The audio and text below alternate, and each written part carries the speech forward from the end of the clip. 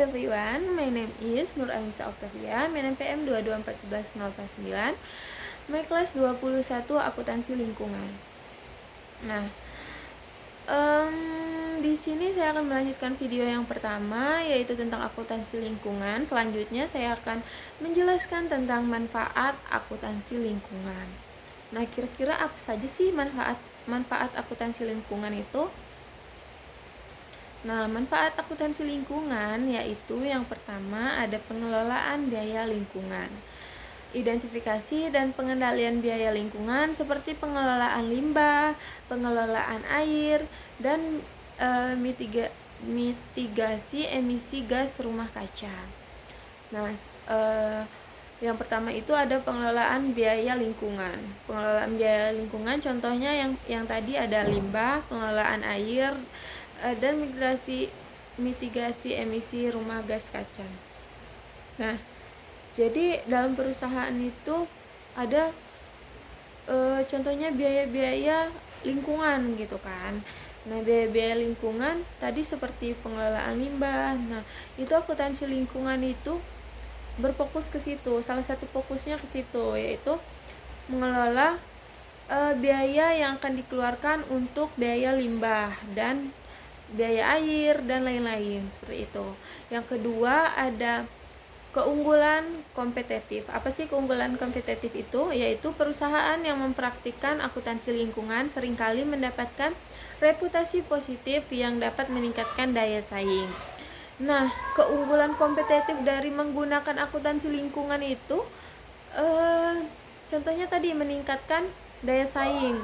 Jadi perusahaan itu daya saingnya tinggi karena kita menggunakan akuntansi lingkungan seperti itu.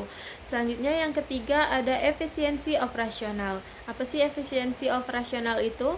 Yaitu mengurangi penggunaan sumber daya alam, dapat meningkatkan efisiensi dan mengurangi biaya.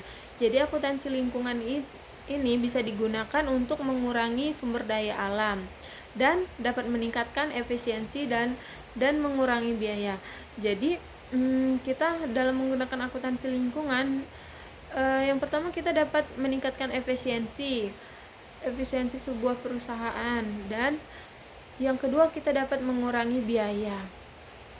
Seperti tadi ada biaya limbah, biaya air, biaya gas rumah kaca dan lain-lain. Itu dapat kita meminimalisirnya dengan akuntansi lingkungan seperti itu. Selanjutnya yang keempat ada pemenuhan regulasi. Nah, apa sih pemenuhan regulasi itu? Pemenuhan regulasi adalah memastikan kepatuhan terhadap peraturan lingkungan yang kompleks. Nah, jadi dalam akuntansi lingkungan kita harus memastikan nih kepatuhan terhadap peraturan lingkungan yang kompleks dengan cara kita memperhatikan lingkungan di sekitar kita terlebih dahulu dan membuatnya menjadi kompleks itu menggunakan metode yaitu akuntansi lingkungan seperti itu. Selanjutnya yang terakhir yaitu yang kelima, pengambilan keputusan strategis. Nah, pengambilan keputusan strategis itu kira-kira apa nih?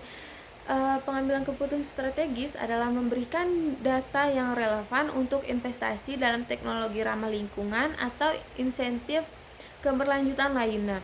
Nah, akuntansi lingkungan ini juga bisa ternyata juga bisa menggunakan teknologi ramah lingkungan nih, dan juga insentif keberlanjutan lainnya.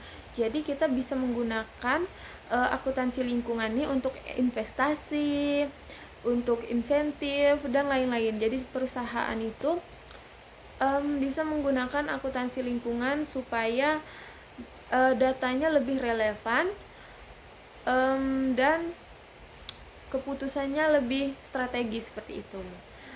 Nah, mungkin itu saja video yang kedua. Kita lanjut video yang ketiga.